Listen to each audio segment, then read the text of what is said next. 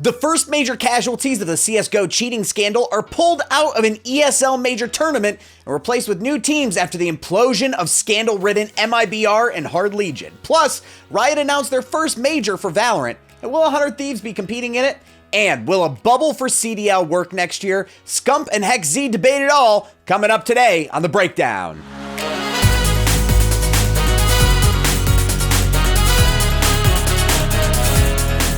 Welcome back and praise the sun. It's Friday, which means that Worlds is here and the esports world is busy again. If you're busy too, but don't have time to stay up to date on the latest in news for esports and video games, all you have to do is follow our Twitter at CheckpointXP, and you'll be in the loop on the hottest stuff you want to know.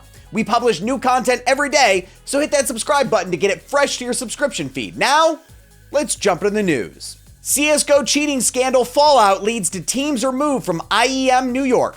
Now, before we say anything about this, we are only at the beginning of the thread for this story. How deep the cheating scandal that came out recently for the CSGO community is still developing, and there is zero chance that this is going to be the end of the story.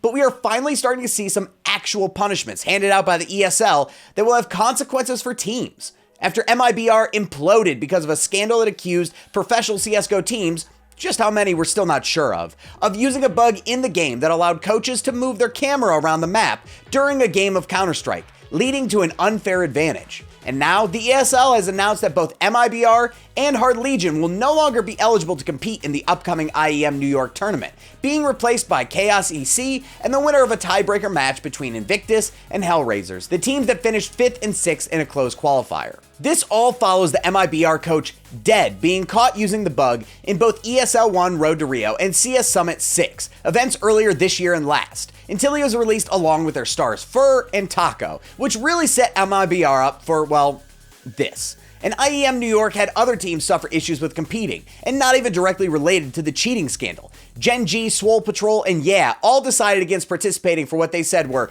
roster issues that arose after the roster submission deadline. This includes Gen G releasing their in-game leader since the organization entered CSGO in 2019, DAPS, plus the entire disbandment of Swole Patrol, with all of their members quitting the team after just 2 months together. This seems like a lot, but it's gonna look like a drop in the bucket once all of the cheating accusations come out and are proven. Monday, the ESL is going to announce further findings in their cheating scandal and what their course of action will be moving forward. So check back next week for the update on just what and who is going to be caught up in this craziness. Riot announced first Valorant major, will 100 Thieves compete? With the wrap of the Ignition series in Valorant, fans of the new esport were wondering what was next for the scene. We now have at least the first part of that puzzle, with the announcement of the First Strike tournament, which is going to crown regional champs across the globe. North America, Europe, CIS, Turkey, Asia, Middle East, Oceania, and Brazil will all have their own champs, and that's a big step for the previously low-grade tournament lineup that Riot had allowed. All of the tournaments will hold merit-based qualifiers, whatever that means, leading to about a bajillion top 8 First Strike finals tournaments for teams to compete in between December 3rd through the 6th. What's pretty crazy though is that this is not limited to just professional teams. Amateur teams will be allowed to compete in the qualifiers as well, though how well they do is still up for debate. So we are officially seeing Riot step in and make a real play at what they had previously expressed hesitation over, a professional scene that is shaped, managed, and guided by Riot itself.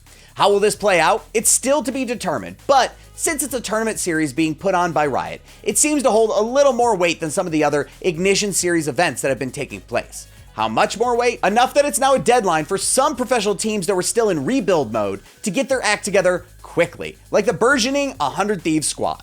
After blowing up the previous roster that saw CSGO Pro Hiko and a bunch of PUBG players fail to live up to expectations, the new lineup of Hiko, Nitro, and Steel are still needing another 2 players to sign to their roster. But with the announcement of the new major, they might have to just force the lineup signing through. Will 100 Thieves play First Strike? We are planning to, yes. It just depends on when and where and who we sign to the team. But yeah, we do plan on it. Isn't that the team your whole map got no-scoped in? That is, yep, that's us. This is big news for Valorant and Valorant teams. But do you have a team that you think is going to win it all? Will Sentinels continue their reign of terror on the Valorant community and win another event? Let us know who you think is the tops of the tops in the comments below. Scump and HexZ explain how the CDL bubble can work. Bubble tournaments have been all the rage thanks to COVID, from the NBA to MMA to even the Overwatch finals, all taking part in one. But now, thanks to rumors circulating about the Call of Duty League possibly implementing one for the 2021 season, there has been backlash from some players who don't know if this is the proper way to go. With sentiments still kind of split down the middle, Chicago Huntsmen HexZ and Scump have come forward to discuss how this could possibly be done. And it's funny that Scump is the one to have this conversation publicly first, as he was one of the first players to really step out and speak up about his concerns for an event like this as soon as the rumors started making their rounds. But as HexZ points out in the clip we're about to play, this isn't something that's being mandated, but more something that people from players to owners to even organizers are involved in deciding on. Right? So again, if everybody together makes the decision to go to a bubble or not go to a bubble, it's a decision that everybody made together. All brains offering an opinion and coming to a solution, okay? But those are my thoughts. Let me ask the rest of the guys what their thoughts are on going to a bubble. Maddie, take it away. Go ask somebody. God damn it. Okay, thoughts on the bubble. First off, it depends on how long the bubble is. I saw some people saying, I can't believe that he doesn't want the bubble anymore. He was bitching about online all last year. Now they bring up a bubble and instantly he says no. Do you cry about everything, Seth? Like, shut up, dude. First of all, I have a house, a girlfriend that I live with, a dog, and 2 cats. That's a lot of responsibility. After saying that he's in favor of a bubble and that he wanted to put one together for the CDL Championship in its inaugural season, HexZ also added that he's not sure about the whole 5 months thing, especially having to explain something like that to his wife. And really, that's the crux of this entire argument. 5 months can be a long time, especially in the world of esports. Since this is something that the players are involved in deciding on, I can say with a pretty strong certainty that they will not want to quarantine for that entire time. But really, what other option is there? If you don't want to have online competitions anymore, you've got to do it in person. But to do it in person, you got to make sure that everyone is healthy and safe. And I still just don't know how that can be accomplished without bubble play. The current prevailing opinion is to just do a few weeks prior to major events of bubble play and then do online play for the rest of the time.